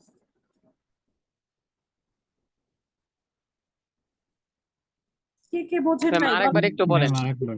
আচ্ছা, সেটা হচ্ছে যে আমি আমি তো ডিসেম্বরের মধ্যে সবাইকে পে করতে পারবো না, বা সব কাস্টমারও আমাকে পেমেন্ট দিবে না, আমার বিল দিবে না। তখন আমি সবাইকে বললাম, আমার কাস্টমার আমার সাপ্লায়ার, যে আপনাদের জানুয়ারি 10 তারিখ 2025 পর্যন্ত সময়, এর মধ্যে আপনাদের যা যা ডিউজ আছে সব ক্লিয়ার করেন। সাপ্লায়ারকেও বললাম এর মধ্যে আমি আপনি আমাদের কাছ থেকে যা যা পান আমরা সব ক্লিয়ার করে দেবো। কাস্টমারকে বললাম আমরা আপনার কাছ থেকে যা যা পাই আপনারা ক্লিয়ার করেন। জানুয়ারি 10 তারিখের পর্যন্ত আমি যা যা টাকা পয়সা পাবো কাস্টমার থেকে, সেটা হচ্ছে আমার সেলস। যেই যেই টাকা পয়সা আমি আমার সাপ্লায়ারদের দিব জানুয়ারি 10 তারিখের মধ্যে, সেটা হচ্ছে আমার খরচ। যে আমি এই এই অ্যাসেট পারচেস করেছি, এই যে আমার অ্যাডমিনিস্ট্রেটিভ খরচ হয়েছে, এগুলো হচ্ছে সব আমার 2024-এর।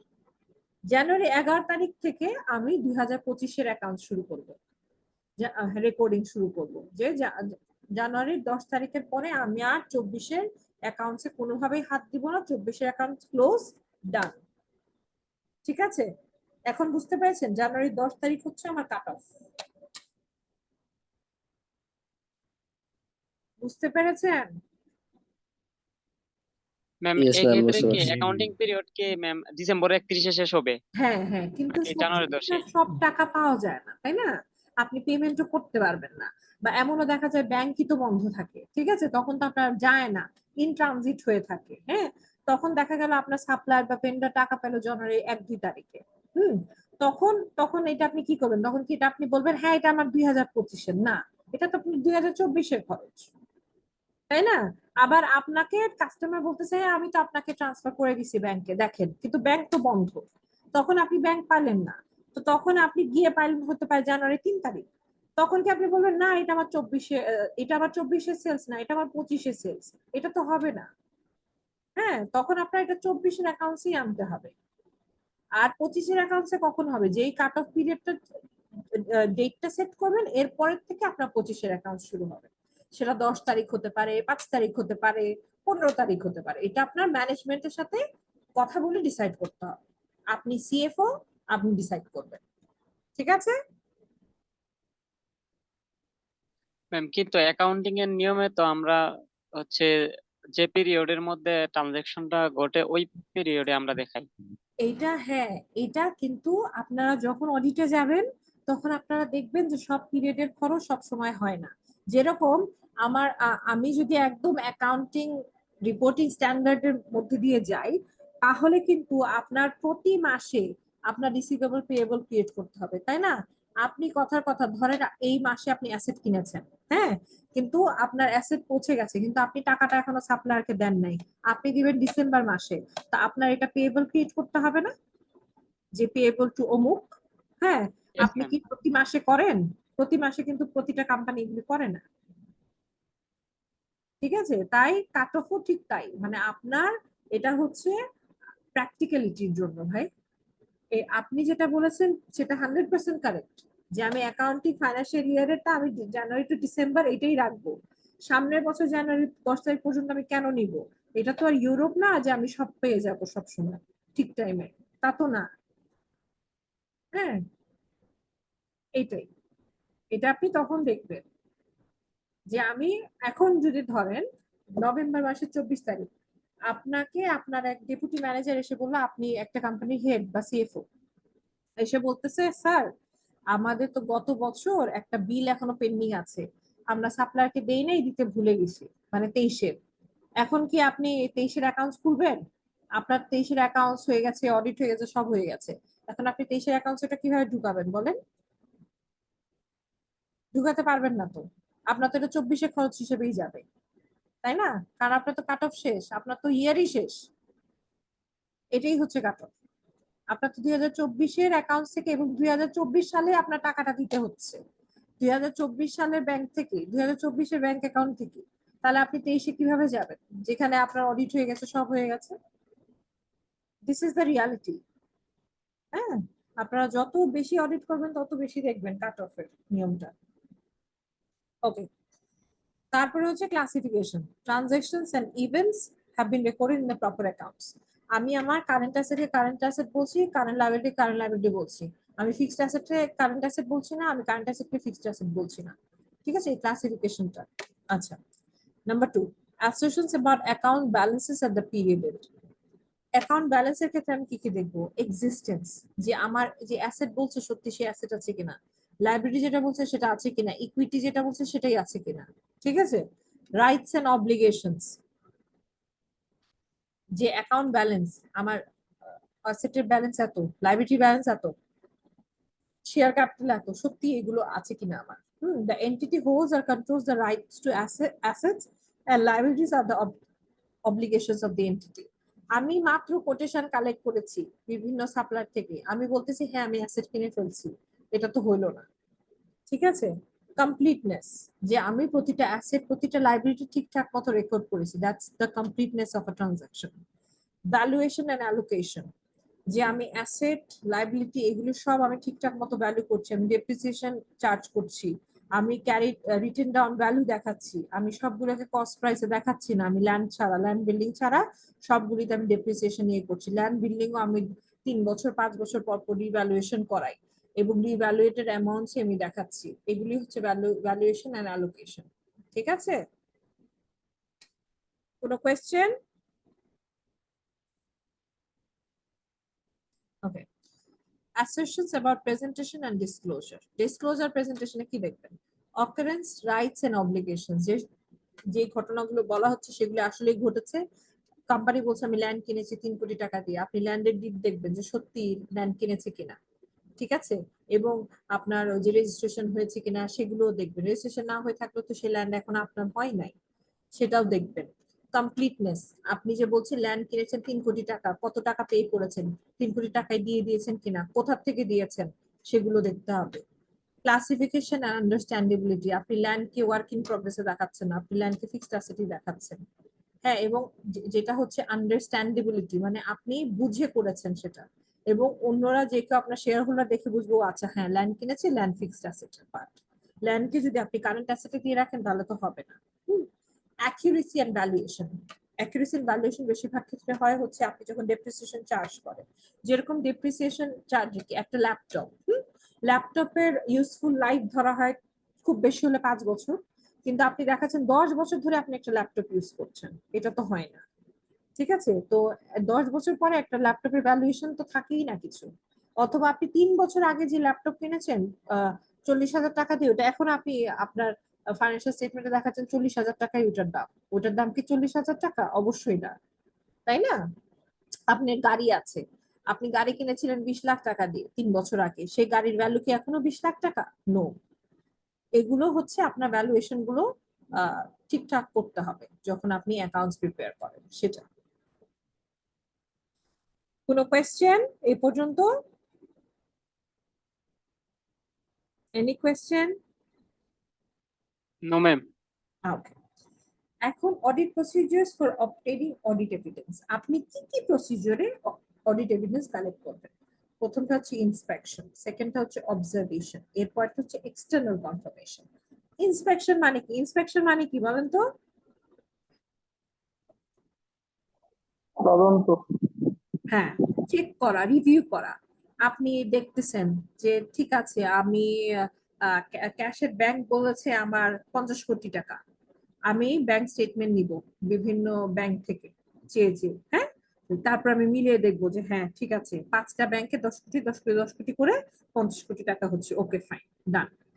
আমার অ্যাসেট, আমার ফিক্সড অ্যাসেট আছে হচ্ছে বিল্ডিং 2টো, ঠিক আছে, বিল্ডিং এর ভ্যালুয়েশন কত? এত, ঠিক আছে। আমি নতুন একটা ল্যান্ড কিনেছি, ঠিক আছে, কত টাকা দিয়ে? 5 কোটি টাকা, ফাইন, আমার ব্যালেন্স শিটে 5 কোটি টাকা আছে, দেখানো আছে। এসব এগুলো হচ্ছে ইন্সপেকশন, আপনি চেক করবেন, হ্যাঁ, দেখবেন। অবজারভেশন, অবজারভেশন মানে কি? বলবেন যে কোনো ডেপুটি ম্যানেজার বলবেন যে ভাই আপনারা একটা এন্ট্রি কিভাবে দেন, এই যে অ্যাসেট কিনলেন, অ্যাসেট রেজিস্টারে কোথায় গিয়ে আপনি দেখাচ্ছেন এটাকে, ডেপ্রিসিয়েশন রেট কত চার্জ করেছেন, এগুলো একটু দেখান ভাই আমাকে, আমি প্রথম থেকে শেষ পর্যন্ত দেখতে চাই। অথবা আপনারা কোনো একটা খরচ দেখাচ্ছেন, হ্যাঁ, স্যালারি, স্যালারি করছে, স্যালারির কিভাবে কিভাবে যাচ্ছে, কোন এমপ্লয়ির কত স্যালারি হওয়ার কথা, এটা কিভাবে যাচ্ছে, পিএফ কত কাটা হচ্ছে, ট্যাক্স কত কাটা হচ্ছে, এটা আমাকে একটু দেখান। এটা আপনি ফার্স্ট টু লাস্ট ওনার পাশে বসে দেখলেন, এটা হচ্ছে observation. External confirmation, external confirmation হচ্ছে আপনি ব্যাংক থেকে, বিভিন্ন সাপ্লায়ার থেকে, বিভিন্ন কাস্টমার থেকে আপনি চিঠি দিবেন, যে ইমেল দিবেন অথবা চিঠি লিখবেন যে কোম্পানি এক্স ওয়াই জেড বলছে যে আপনার কাছ থেকে এত টাকার প্রোডাক্ট কিনেছে, আপনি কি ইয়েস বলবেন না নো বলবেন, do you agree with it or not? ব্যাংকে আপনি সরাসরি অথবা ব্যাংক আপনাকে বলবেন না যে হ্যাঁ 50 কোটি টাকা আছে ওই ক্লায়েন্টের আমাদের সাথে, আপনি বলবেন যে এরকম 50 কোটি টাকা বলতেছে সেই কোম্পানি আপনার আপনার সাথে যারা যে অ্যাকাউন্টটা মেনটেন করে সেটার balance, do you agree or disagree, এভাবে কথাটা লিখতে হবে, ঠিক আছে। রিক্যালকুলেশন, রিক্যালকুলেশন মানে আপনি করে দেখবেন কি হচ্ছে, 1+1 2ই হচ্ছে কিনা সেটা আপনি দেখবেন করে কয়েকটা স্যাম্পল বেসিসে, ঠিক আছে। আপনি লেজার ব্যালেন্স গুলো নিয়ে, ও আচ্ছা এখানে আছে 1,000, এখানে আছে 1,000, 2,000-ই আসছে কিনা এরকম। রিপারফরমেন্স, রিপারফরমেন্স হচ্ছে আপনি, হ্যাঁ, যে অ্যাকাউন্টস পেয়েবল, হ্যাঁ, ধরেন একটা আপনার ক্লায়েন্ট কোম্পানি পেমেন্ট করে হচ্ছে, ওদের পেমেন্ট সাইকেল হচ্ছে প্রতি সপ্তাহে 2বার পেমেন্ট যায়, হুম, তো এখন আপনার গত সপ্তাহের পেমেন্ট এই সপ্তাহে যাবে, এটা হচ্ছে সিস্টেম। তো গত সপ্তাহের পেমেন্ট সব যাচ্ছে কিনা সেটা আপনি দেখবেন করে, হ্যাঁ, যে আচ্ছা ঠিক আছে দেখি তো কি হচ্ছে। অথবা আপনি দেখলেন যে আপনি প্রথম থেকে বললেন যে ভাই আমাকে একটা ডেমো, আমি একটা ভাউচার ক্রিয়েট করব, দেখি ওটা ডেবিট হয় কি ক্রেডিট হয় কি, কোথায় কোথায় গিয়ে হিট করে, এরকম যে আপনি সিস্টেমটা সম্পর্কে বোঝার জন্য যে আসলে সিস্টেমটা কতটুকু স্ট্রং। আপনি ইচ্ছা করে ধরেন আপনি ভ্যাট বসালেন পুরোটাতে 25%, 25% তো ভ্যাটের রেটই নাই, তখন সেই কোম্পানি সফটওয়্যার বুঝে কিনা, এই জাতীয়, ঠিক আছে। ইনকোয়ারি,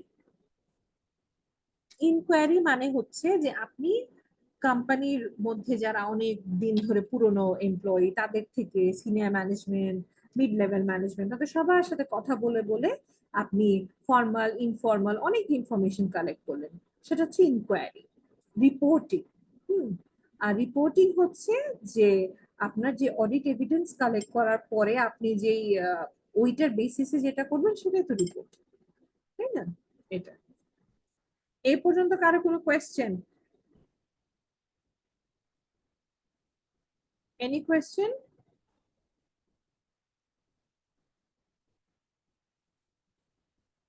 ওকে, এরপরে যাচ্ছি আনমডিফাইড অডিটর্স রিপোর্ট, মানে unqualified auditor's report. The auditor should review and assess the conclusions drawn from the audit evidence obtained as the basis for the expression of an opinion on the financial statements. The conclusion should take into account the following. কি কি কনক্লুশনের হবে, মানে আমরা কি কি factors consider করব যখন আমরা অডিট অপিনিয়নটা এক্সপ্রেস করব? The auditor's conclusion in accordance with ISA 330 is whether sufficient and appropriate audit evidence have been obtained. আমি sufficient appropriate audit evidence collect করেছি কিনা আমার ওপিনিয়নটাকে সাপোর্ট করার জন্য। The auditor's conclusion in accordance with ISA 450 whether uncorrected misstatements are material individually or in aggregate.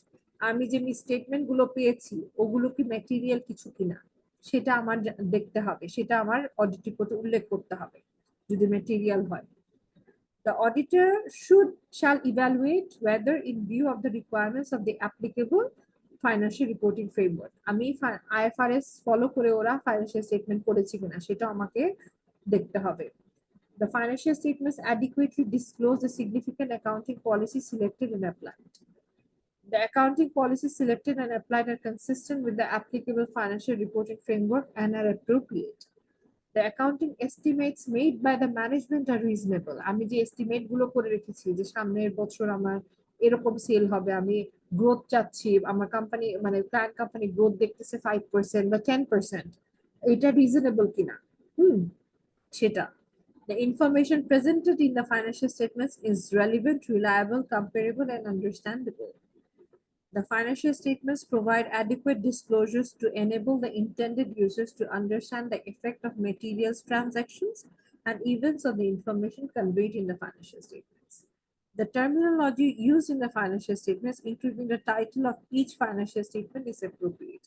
আমি ঠিকঠাক মতো heading দিয়েছি কিনা, নামগুলো ঠিক আছে কিনা আমার ফাইন্যান্সিয়াল স্টেটমেন্টে সেটা আমার দেখতে হবে। আমি ক্যাশ ফ্লো স্টেটমেন্টকে কি স্টেটমেন্ট অফ কম্প্রিহেন্সিভ ইনকাম বলে ফেলতেছি কিনা এগুলো দেখতে হবে আমার। Any question, any confusion?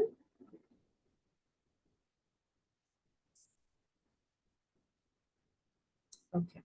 No ma'am, তো এই Okay. পার্টগুলো বুকের সাথে মিলাতে পারছি না। এরপরে কি বললেন বুঝি নাই ভাই, একটু জোরে বলেন। ম্যাম এই পার্টটা বুকের সাথে মিলাতে পারছি না, হ্যাঁ, বই নাই। সরি, আপনার কথা এত ম্যাম হ্যাঁ যে ম্যানুয়ালটা দিছে ওই ম্যানুয়ালের মধ্যে আপনি এখন যে পার্টটা পড়াইতাছেন এটা নাই। ও এটা নাই, তাহলে এটা এখানে মানে এটা হচ্ছে আমি গত ম্যানুয়াল আর এবারে ম্যানুয়াল দুটো মিলিয়েই করেছি। হ্যাঁ, যদি কোনোটা না থেকে থাকে আমি তাও বলবো যে আমার এখান থেকে একটু পড়ে নিয়ে, ঠিক আছে? ওকে, আচ্ছা ম্যাম ধন্যবাদ। এখন দেখেন যে একটা আনকোয়ালিফাইড বা আনমডিফাইড অডিট রিপোর্টে কি কি কম্পোনেন্টস কি কি পার্ট থাকে, ঠিক আছে? সেটা হচ্ছে টাইটেল থাকবে, অ্যাড্রেসই কাকে আপনি অ্যাড্রেস করছেন, শেয়ার হোল্ডারদেরকে, ঠিক আছে? আর যদি সেটা কোনো স্পেশাল অ্যাসাইনমেন্ট হয় যে আমি এইচআর পলিসি রিভিউ, আমি ইন্টারনাল কন্ট্রোল রিভিউ, এগুলো তখন কিন্তু আমার টু দা ম্যানেজমেন্ট হবে, ঠিক আছে? ওপিনিয়ন প্যারাগ্রাফ বা অডিটার্স ওপিনিয়ন, যে অডিটরের ওপিনিয়ন কি ঠিকঠাক আছে নাকি ঠিকঠাক নাই। বেসিস ফর ওপিনিয়ন, আমি যে কথাটা বলছি এটা বেসিস কি, এটা আমি কোথা থেকে পেলাম? হ্যাঁ, going concern section where applicable, যদি একটা কোম্পানির খুব বাজে পারফরমেন্স, ওদের আর টাকা পয়সা কিছু নাই, ব্যাংক লোন দিচ্ছে না, তখন কিন্তু এটা গোয়িং কনসার্ন কনসেপ্টেই পড়বে না, সেটা হলেও বলতে হবে যে না I don't think this company is a going concern, তখন ওই প্যারাগ্রাফটা থাকতে হবে। কি audit matters for listed companies, listed কোম্পানির ক্ষেত্রে রেভিনিউ রিকগনিশন ঠিক মতো হয়েছে কিনা, সেলস ঠিক মতো হয়েছে, পারচেজ ঠিক মতো হয়েছে কিনা, ইনভেন্টরি ঠিক মতো ভ্যালুয়েশন হয়েছে কিনা, এগুলো হচ্ছে কি অডিট ম্যাটার্স এর মধ্যে পড়ে। সেগুলো এক একটা পার্ট করে করে বলতে হবে আপনাকে, যে ইনভেন্টরিতে আপনি কি কি রেখেছেন, ইনভেন্টরি ভ্যালুয়েশন কিভাবে হয় সেটা জানেন? IFRS 2 পড়েছেন কেউ? ইনভেন্টরি ভ্যালুয়েশন হয় lower of cost and NBV, NRV, net realisable value, যে আমি কস্টে আমি ইনভেন্টরি গত 1 বছর আগে কত টাকায় কিনেছিলাম আর এখন এই ইনভেন্টরিটার দাম কত, এটার মধ্যে লোয়ার যেটা সেটাতে আমি ইনভেন্টরি ভ্যালুয়েশন করতে হয় আইএফআরএস অনুযায়ী, ঠিক আছে? এই যে এইগুলো ঠিকঠাক মতো হয়েছে কিনা এইগুলো নিয়ে আমাদের একটা বিশাল ওপিনিয়ন প্যারাগ্রাফ থাকে, ঠিক আছে, লিস্টেড কোম্পানির ক্ষেত্রে। আদার ইনফরমেশন, যদি আরো কোনো ইনফরমেশন থেকে থাকে যেটা আপনি দিতে চাচ্ছেন সেটা। Responsibilities for the financial statements, আমার ফাইন্যান্সিয়াল স্টেটমেন্ট প্রিপারেশন রেসপন্সিবিলিটি কার, সেটা আমাকে বলতে হবে যে ম্যানেজমেন্টের রেসপন্সিবিলিটি, এটা আমার রেসপন্সিবিলিটি না। অডিটার্স রেসপন্সিবিলিটি কি কি সেটা এর পরের প্যারাতে আসবে। Other reporting responsibilities, such as if the director's report and the strategic report are consistent with the financial statements. Annual রিপোর্টে একটা ডিরেক্টরস রিপোর্ট থাকে 1 পেজের মতো, যে সেলস হয়েছে এত, প্রফিট হয়েছে এত, গ্রোথ হয়েছে এত। স্ট্র্যাটেজিক রিপোর্ট থাকে যে আগামী 3 বছর 5 বছরে আমরা এই প্ল্যান গুলো করছি, ওইগুলোর সাথে ফাইন্যান্সিয়াল স্টেটমেন্টের মিল আছে কিনা সেটা আপনাকে বলতে হতে পারে। Name of the engagement partner, আপনার কোন পার্টনার এই অডিটটা দেখছে সেটা, অডিটর সিগনেচার হতে হবে, অ্যাড্রেস, ডেট, ঠিক আছে? ওকে। এক্সপ্লিসিট ওপিনিয়ন্স, এক্সপ্লিসিট মানে আপনি খুব ক্লিয়ারলি এটাকে বলবেন, কি কি বিষয় খুব ক্লিয়ারলি আপনি বলবেন সেটা। In respect of the state of the company's affairs at the end of the financial year, আপনার কোম্পানির পারফরমেন্স কিরকম এটা আপনাকে বলতে হবে খুব clearly. In respect of the company's profit or loss কত হয়েছে সেটা আপনাকে ক্লিয়ারলি আপনাকে ডিসক্লোজ করতে হবে। কিভাবে ডিসক্লোজ করবেন, আপনি ফাইন্যান্সিয়াল স্টেটমেন্টে অডিট করেছেন যেটা, ওই অডিটে যে প্রফিট অর লস দেখানো হয়েছে এটা আপনি অডিট রিপোর্টে উল্লেখ করবেন যে হ্যাঁ ট্রু অ্যান্ড ফেয়ার আছে, তার মানে কি ওইটা correct. In relation to the financial reporting framework, এটাও কিন্তু বলতে হবে যে কোন ফ্রেমওয়ার্কের আন্ডারে ফাইন্যান্সিয়াল স্টেটমেন্ট গুলো প্রিপেয়ার করা হয়েছে সেটা। In respect of the other legal requirements, কোম্পানির অ্যাক্টের কথা উল্লেখ করতে হবে, ঠিক আছে, আপনার কোড অফ এথিক্স এর কথা উল্লেখ করতে হবে আপনার অডিট রিপোর্টে, এগুলো। The information given in the strategic report and the director's report are consistent with the financial statement. ওরা যে রিপোর্টটা দিয়েছে সেটার সাথে ফাইন্যান্সিয়াল স্টেটমেন্ট ঠিকঠাক আছে সেটাও আপনাকে স্টেট করতে হবে ক্লিয়ারলি। বুঝা গিয়েছে? বুঝাতে পেরেছি? Yes ma'am. হ্যাঁ, আর এগুলো হচ্ছে items included only by exception, কিছু আনইউজুয়ালি আপনাকে আইটেমস কিছু কথা বলতে হতে পারে, সেটা কি কি? Adequate accounting records have been kept, এটা কিন্তু প্রতিটা অডিট রিপোর্টেই এখন থাকে, ঠিক আছে, যে অ্যাকাউন্টিং রেকর্ডস, এক্সপ্লানেশন, আমি যা যা যেটা চেয়েছি যখন যেটা চেয়েছি সব আমি পেয়েছি, এগুলো কিন্তু এখন থাকে। কিন্তু একটা সময়ে এগুলো কিন্তু ম্যান্ডেটরি ইনফরমেশন ছিল না, ঠিক আছে, কিন্তু এখন এগুলো সবই কিন্তু মোটামুটি একটা অডিট রিপোর্টে আপনারা পাবেন। আপনারা তো নিশ্চয়ই দেখেছেন কোন অডিট রিপোর্ট, তাই না? তারপরে Returns adequate for the audit have been receive from branches not visited, আপনি কথার কথা অনেকগুলো ব্রাঞ্চ, আপনি একটা ব্যাংক অডিট পেয়েছেন, প্রতিটা ব্রাঞ্চে তো আপনার ভিজিট করা সম্ভব না, তো ওইখান থেকে আপনি যা যা চেয়েছেন তাদের কাছ থেকে যে এটার আপনি সাপ্লায়ারের ইনফরমেশন দেন, কাস্টমারের এটা দেন সেটা দেন, আপনি সব সুন্দর করে পেয়েছেন, ঠিক আছে। The financial statements are in agreement with the accounting records and returns. All information and explanations have been received as the auditors think necessary, and they have had the access to at all times to the company's books, accounts, and vouchers. এটাও আপনি বলতেই পারেন। Details of directors emoluments, emoluments হচ্ছে ডিরেক্টরদের salary, হ্যাঁ, এটা অনেক সময় সবাই বলতে হয় না সব ক্ষেত্রে, কিন্তু আপনার যদি ইচ্ছা আপনি বলতে পারেন যে হ্যাঁ এখানে ডিরেক্টর যাদেরকে যা স্যালারি দেওয়া হয়েছে বলা হচ্ছে এগুলো সব কারেক্ট, আমরা মিলিয়ে দেখেছি স্যালারি স্লিপের সাথে ওনাদের এগ্রিমেন্টের সাথে, ঠিক আছে, পেইড ডিরেক্টর যদি থাকে। And other benefits have been correctly disclosed in the financial statements. Particulars of loans and other transactions in favors of directors and others have been correctly. যদি আপনি এই কোম্পানি কোনো ডিরেক্টরকে লোন দিয়ে থাকে সেটাও ঠিকঠাক মতো ডিসক্লোজ হয়েছে ফাইন্যান্সিয়াল স্টেটমেন্টে, এটাও বলতে হবে, হ্যাঁ এটাও আপনি বলতে পারেন, ঠিক আছে। So this are the things. Okay, so we are now at the end of this chapter. আপনাদের এই চ্যাপ্টার থেকে কোনো কোনো কিছু আছে কিনা?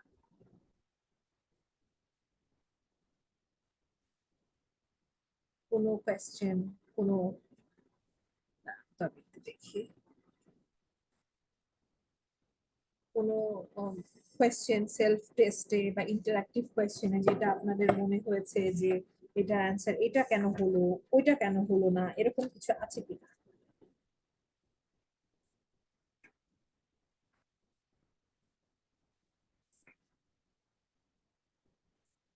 এনিথিং?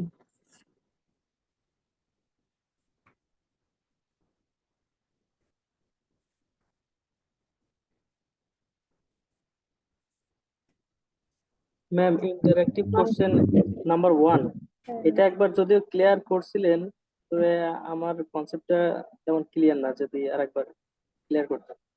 আচ্ছা, ফাইন্যান্সিয়াল স্টেটমেন্ট অ্যাসারশনস। হ্যাঁ হ্যাঁ হ্যাঁ, একটা second.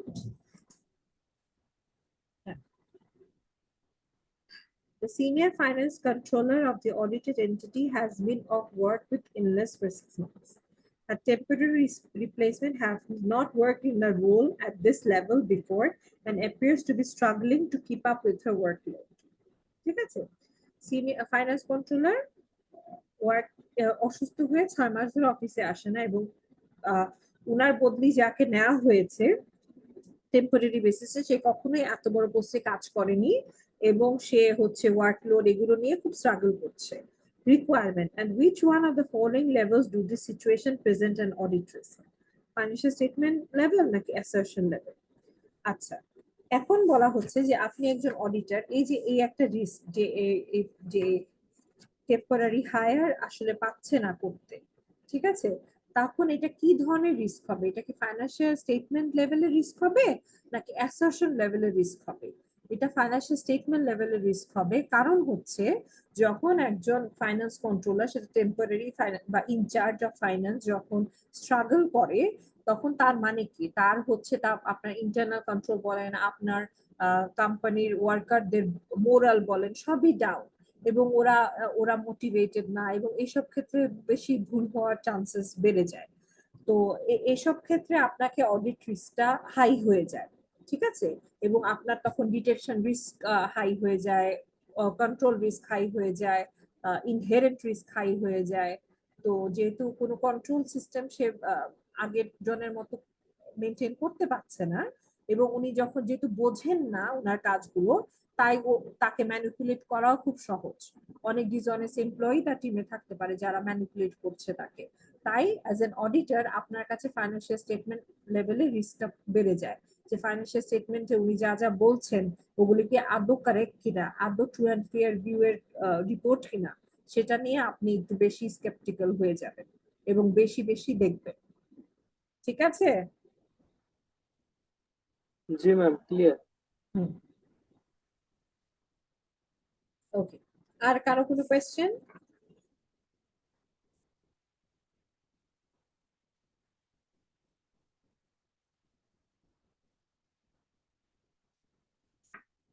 I believe no questions.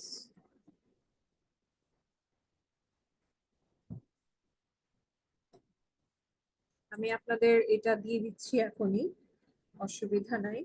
আপনারা চ্যাপ্টার গুলো পড়েন তো, তাই না, বাসায়? জি ম্যাম। Okay. ঠিক আছে, আমি এখনই দিয়ে দিচ্ছি। দেন আর কোনো কোয়েশ্চেন না থাকলে I will end the class today. আপনাদের পরের ক্লাস কি? Ma'am tax. আচ্ছা আচ্ছা, কে নেন?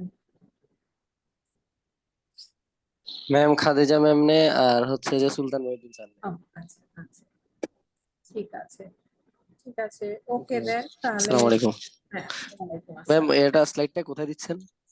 সরি? স্লাইডটা কোথায় হ্যাঁ দিচ্ছেন? হ্যাঁ হ্যাঁ, দিয়ে দিব, এখনই দিয়ে দিব। মেইলে? হ্যাঁ, মেইলে, হ্যাঁ হ্যাঁ। আচ্ছা ঠিক আছে ম্যাম, আসসালামু আলাইকুম। Thank you. হ্যাঁ।